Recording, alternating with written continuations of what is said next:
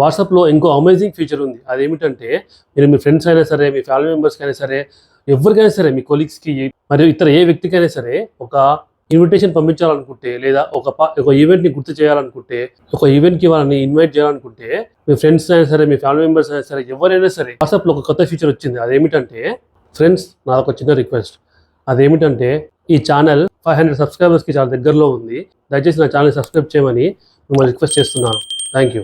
ఆ ఫీచర్ ఏమిటంటే event group మరియు ఏవైనా సరే క్రియేట్ చేయొచ్చు, మరి ఆ రిమైండర్ కూడా మనం పంపించవచ్చు. అది ఎలానో ఇప్పుడు మీకు చూపిస్తాను.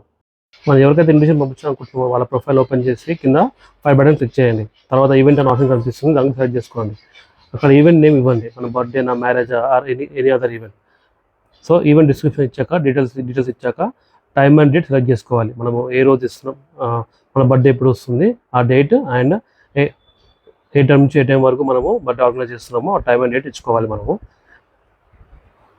ఇచ్చాక కింద మనము లొకేషన్ కూడా యాడ్ చేసుకోవచ్చు. ఎక్కడ మనము బర్త్డే ఈవెంట్ ఎక్కడ ఆర్గనైజ్ చేస్తున్నామో అనే ఆ పర్టికులర్ లొకేషన్ కూడా మనము యాడ్ చేయవచ్చు కింద. ఇలా టైమ్ అండ్ డేట్ ఇచ్చాక మనము టైమ్ అండ్ డేట్ మనం సెలెక్ట్ చేసుకున్నాక కింద అలా వాట్సాప్ కాల్ ఆప్షన్ లింక్ ఉంటుంది మనకి. వాట్సాప్ కాల్ ఆప్షన్ లింక్ ఏమిటంటే మనం గ్రూప్ కాల్ చేసుకోవచ్చు మరియు మనము డిస్కస్ చేసుకోవచ్చు ఎక్కడ కాల్ అనేది. తర్వాత ఎలా గెస్ట్ కూడా మనం క్లిక్ చేసుకోవాలి. గెస్ట్ మనకి వేరే వాళ్ళు మనం తీసుకొస్తున్నాం లేదా అనేది కూడా మనకి కనిపిస్తుంది. సో ఇప్పుడు మనము ఎవరికైతే పంపించామో వాళ్ళకి కూడా చూద్దాం మనము.